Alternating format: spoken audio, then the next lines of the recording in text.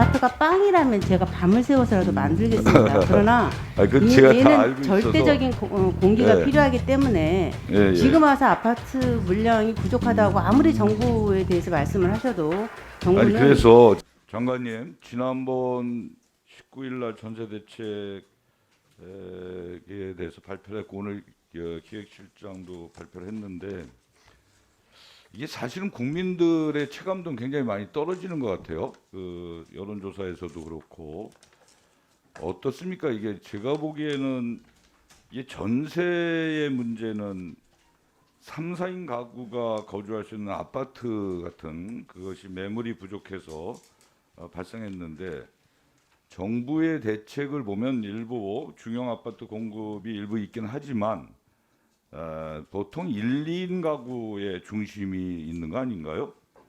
어때요? 일단 몇 가지를 말씀을 드리면 네. 제가 굉장히 여러 번 말씀을 드리는데 이게 잘 전달이 안 되는 것 같습니다. 근데 아파트가 네. 21년과 22년에 아파트가 일시적 공급이 줍니다. 오늘 우리가 보고에서 말씀드렸듯이 그 그렇죠. 이유는 네. 지금부터 5년 전에 아파트 인허가 물량이 16년에 대폭 줄었고 또 공공 택지를 취소를 했습니다. 상당히 많은 물량에. 그러면서 그건 아파트 제가 알고 있고. 알고 있시죠. 예. 그렇기 때문에 21년, 22년에 공급 물량이 줄 수밖에 없다라는 것은 아파트가 빵이라면 제가 밤을 새워서라도 만들겠습니다. 그러나 제가 다 얘는 알고 있어서. 절대적인 공기가 예. 필요하기 때문에 예. 지금 와서 아파트 물량이 부족하다고 아무리 정부에 대해서 말씀을 하셔도 정부는 아니 그래서 제 그래서 얘기는 저희가 지금 하는 것들이 빌라 같은 것들을 다가구나 빌라 같은 것들을 질 좋은 품질 충분히 좋은 이해를 하는데 공급하겠다라는 이제 것입니다. 예. 이해를 하는데요, 장관님. 이제 이게 네네. 보면 이게 겨울 방학 지금 이제 봄 여기 이사철 경우에 1, 2, 3월 달이 인구 이동이 가장 많을 때 아니에요? 이사철이고. 근데 이게 만약에 유의미하려면 연말이나 내년 연초에 어느 정도는 이게 좀 소화가 돼야 돼요. 그래서 네네, 여기 네. 이제 중형 아파트의 계획도 있어서 제가 이제 우리 정주 요건이나 학군 등이 양호한 중형 아파트에 대한 공급이 어느 지역이 어떤 방식으로 이루어질 수 있는지에 대해서 자료를 제가 국토부에 요청했는데 계속 안 오고 있어요. 그래서 사실은 이 공공전세 공급은 내년 상반기가 좀 지나면은 조금 어느 정도 흡수할 수 있을 것 같기도 한데 문제는 내년 상반기 초거든요.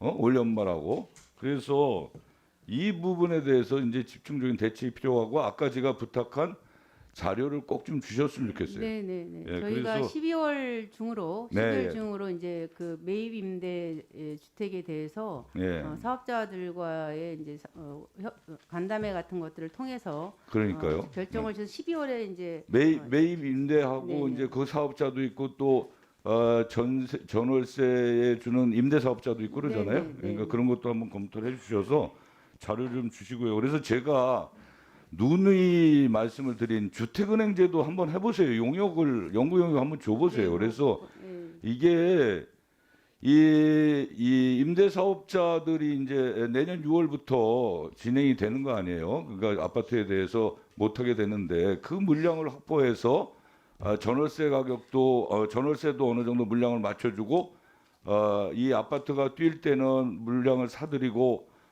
이런 부분 이래서 아파트가 떨어질 때는 물량을 사들이고 또 아파트가 뛸 때는 물량을 내놓고 하는 이런 주택은행 제도가 좀 꼭 필요할 것 같아요. 그래서 한번 연구 용역을 꼭 우리 국토부에서 지난번에 장관님 하신다 그랬으니까 한번 꼭 하셨으면 좋겠고요.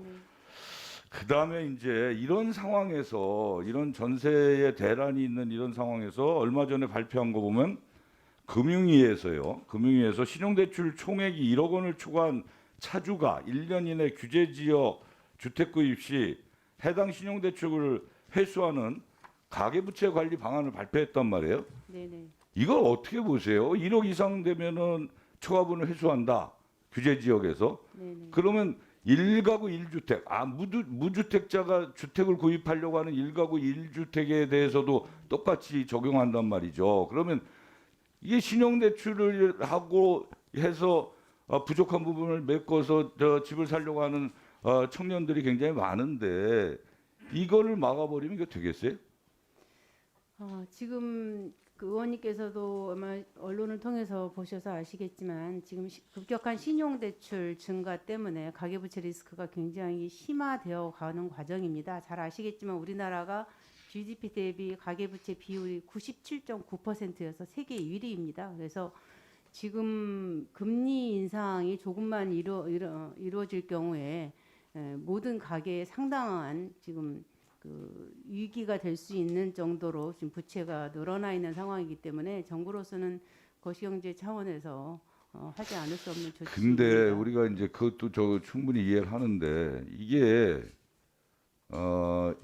규제 지역에서 1억 원 이상의 신용대출을 초과분을 회수한다라는 거는 1가구 1주택을 우리가 권장하는 국토부의 부동산 정책 입장에서 배치될 뿐만 아니라 청년들이 또는 무주택자가 집을 사기 위한 부분을 막는 거예요. 그러다 보니까 결국은 또 전세로 돌아가잖아요. 이러면. 그래서 저는 우리 장관님께서 금융위원회와 좀 이 협의를 좀 강력하게 해서 이 부분만큼은 좀 원래대로 완화시킬 필요가 있다 이렇게 생각을 합니다.